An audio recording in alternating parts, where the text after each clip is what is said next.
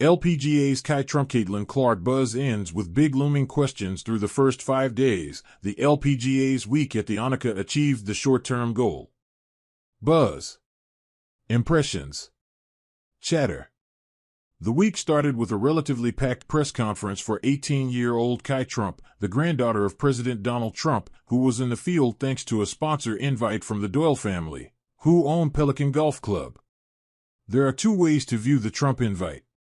She is the 461st ranked junior golfer in the world and has never teed it up in a USGA event. Given the stakes of the penultimate event on the schedule, Trump is undeserving of a spot in the field. She has LPGA aspirations and will play collegiately at the University of Miami, but it was clear that this week would be a massive step up in competition for her, one that would almost certainly end in high scores and a missed cut.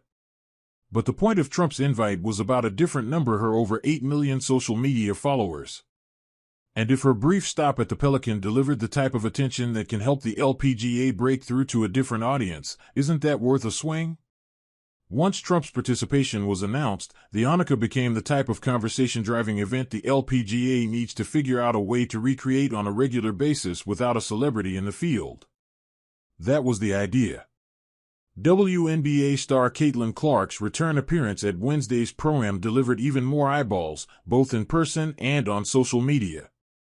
Per data obtained by GolfWeek's Beth and Nichols, Clark's Pro-Am appearance generated 2,693 posts on X, which led to 241,704 engagements and 18,325,849 impressions. The tournament's Instagram account saw a 591% increase in views year-over-year. On site, there were crowds several rows deep trying to get a view of the WNBA superstar alongside Nelly Korda. The crowds weren't as big as they were for Clark's 2024 Pro-Am appearance, but the gravitational pull of her star power was still evident as she smiled and laughed her way through 9 holes while working on her improving game. "I think it just shows how powerful supporting women can truly be," Clark said during a walk-in talk with Golf Channel during the Pro-Am. "I've always been a big advocate of that, of supporting women's sports. And always been a big fan of whether it's golf or soccer, volleyball, or whatever it is. It's amazing that she's into women's golf and wants to come out here and put a spotlight on us and on the event and on this tour," Schmelzel told Golf Channel on Wednesday. "I think it's a great day for women's sports overall that bled into Trump's opening round, where she unsurprisingly struggled en route to a 13 over par 83 that wasn't televised.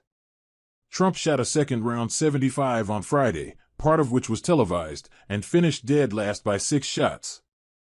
At the same time on Friday, Korda was making an electric move up the leaderboard that had LeBron James tweeting, "All of the online conversations and impressions are a win."